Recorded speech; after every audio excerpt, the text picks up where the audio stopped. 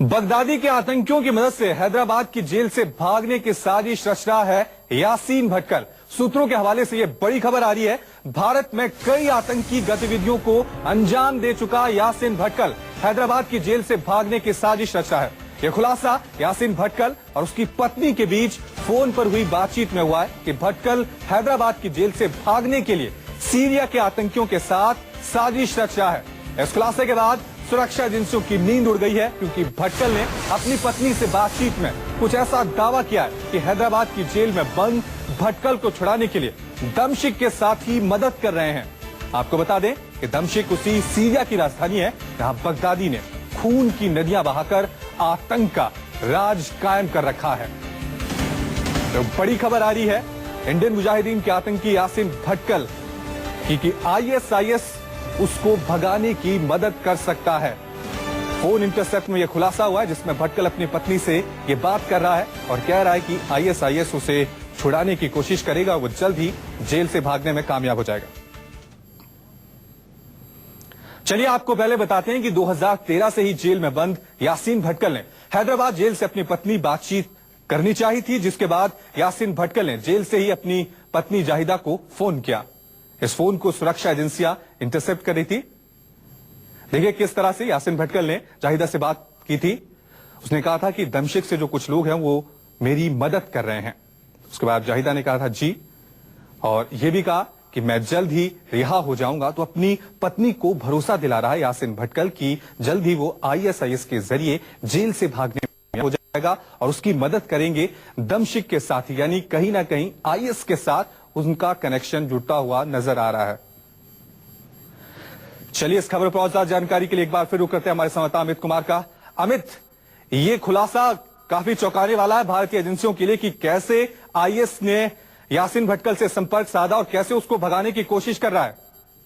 देखिए, इस तरह की कोशिश लगातार हो रही है। यासीन मलिक माफ कीजिएगा, यासीन भटकल को भगाने के लिए कई तरह से लोग लगे हुए थे। खुद इंडियन मुजाहिदीन के लोग भी कोशिश कर रहे थे, लेकिन जो नया खुलासा हुआ है कि आईएस के लोग चाह रहे हैं और कोशिश कर रहे हैं कि उसको भगाया जाए, निश्चित तौर पर एक चौंकाने वाला खुलासा है। और इसके बाद खुफिया एजेंसियां भी सतर्क हो गई है और खुफिया एजेंसियों को इस बात की भी जानकारी मिली है कि क्योंकि आईएसआईएस भारत में एक नए सिरे से आतंकवाद को हवा देना चाहता है और इसीलिए जो यंग जनरेशन है, यूथ जो है, उसको अपनी तरफ आकर्षित कर रहा है। जगह जगह से आपने देखा किस तरह से सिंपैथाइजर जो है आईएसआईएस के वो सामने आ रहे हैं। और यासीन भटकल जो कि इंडियन मुजाहिदीन को लीड कर रहा था, कहा जाता है कि वो कई युवाओं को मोटिवेट करने में बहुत माहिर है। तो इसीलिए कोशिश है कि एक बार नए सिरे से आतंकवाद को बढ़ाया जाए। और पिछले 3, 4 या 5 सालों में देखें तो जितने भी बड़े धमाके हुए हैं वो इंडियन मुजाहिदीन के जरिए किए गए हैं। उसमें यासीन भटकल का एक बहुत बड़ा रोल था और इसीलिए आईएसआईएस की कोशिश है कि यासीन भटकल जैसे लोगों को एक बार बाहर निकाला जाए,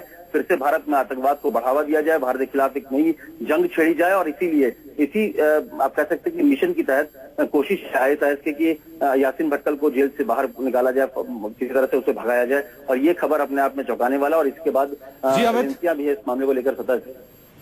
चलिए इस खबर पर और ज्यादा बातचीत करने के लिए हमारे साथ जुड़ चुके हैं रक्षा विशेषज्ञ जीडी बख्शी साहब। बख्शी साहब, इंटरसेप्ट से जो खुलासा हुआ काफी चौंकाने वाला है। क्या लगता है आपको कि आईएसआईएस अब हिंदुस्तान में भी अपने पांव जमाने की कोशिश कर रहा है?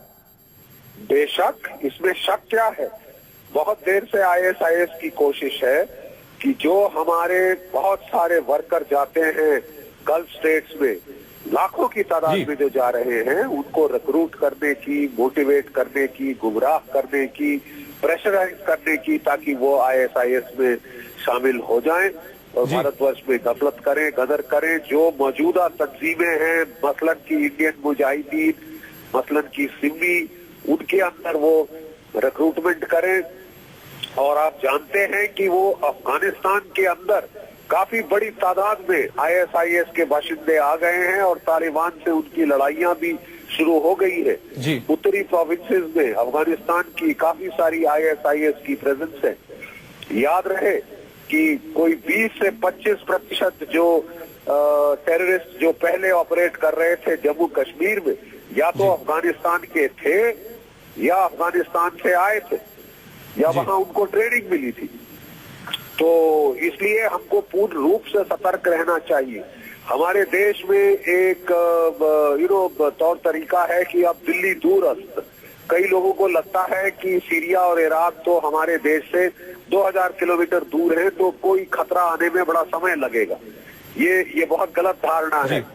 इंटरनेट पर केवल एक क्लिक दूर है ISIS, और हमारे बच्चे जो गुमराह किए जा सकते हैं अगर वो इंटरनेट पे उनका प्रोपेगेंडा पढ़े, सेल्फ रेडिकलाइज हो सकते हैं, लोन वुल्फ अटैक्स कर सकते हैं।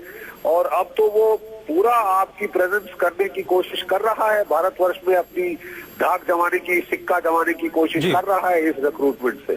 ये भटकल का जो विश्वास है, सीधे सीधे इस चीज को कोई ना कोई मैसेज पहुंचाया गया होगा उसको, उस तक जरूर, कि वो इतना जो है चौड़ा हो रहा है और ये सब कह रहा है आज।